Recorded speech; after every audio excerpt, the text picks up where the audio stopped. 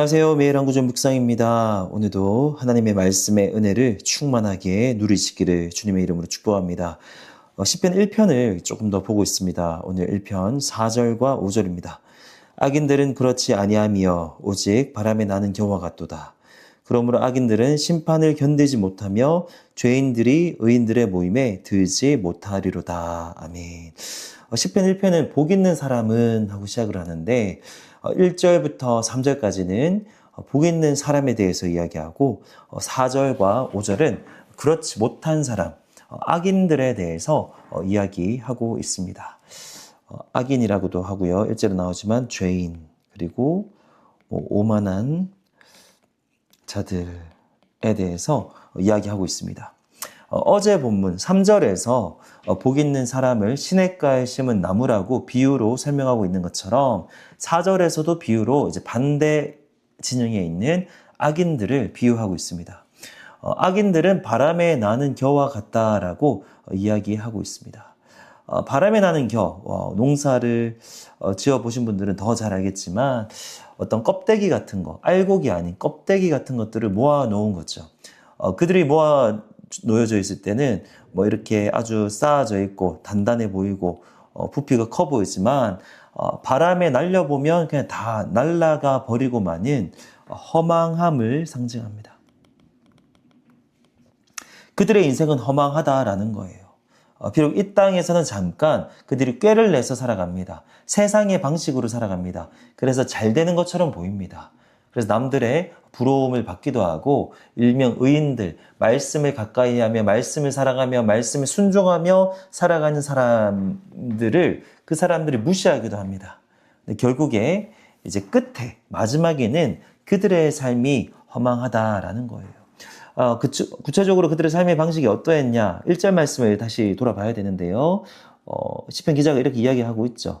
악인들의 꾀, 그리고 죄인의 길, 그리고 오만한 자들의 어떤 자리를 이야기하면서 한마디로 이야기한다면 세상의 방식을 이야기할 수 있습니다.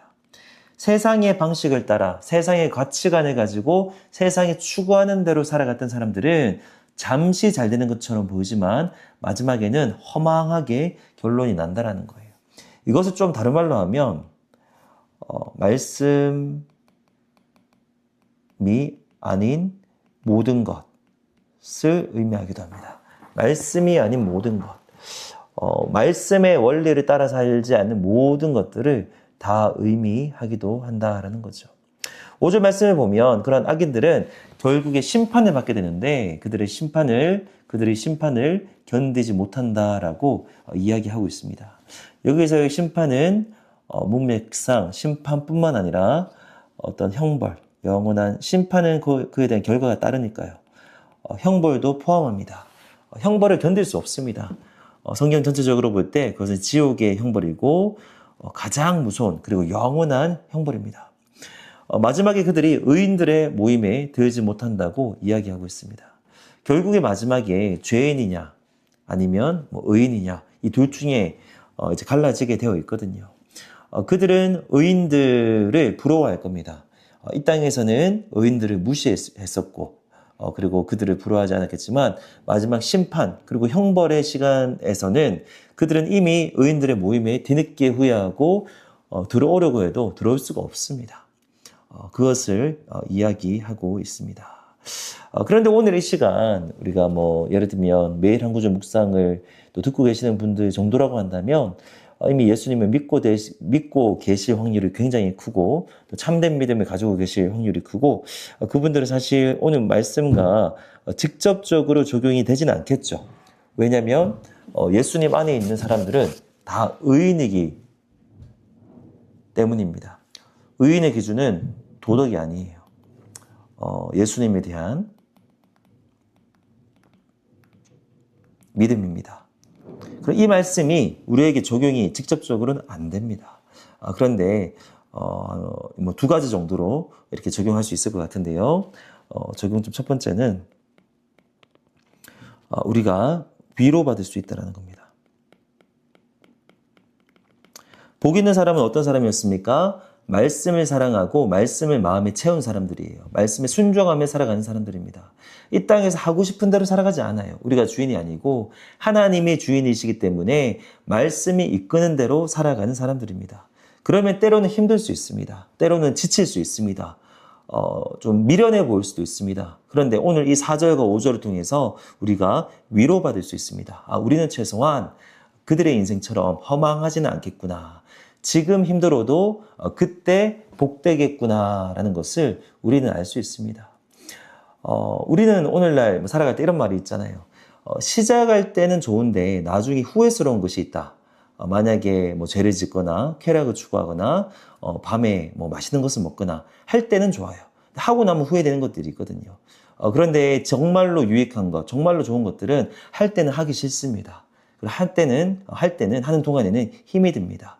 근데 하고 나면 너무나도 유익하고 보람되고 의미 있고 잘했다고 느끼는 것들이 있죠. 뭐 예를 들면 운동, 예를 들면 공부, 예를 들면 성경 공부, 뭐 예배, 뭐 이런 것들이 있겠죠. 위로받을 수 있는 거예요.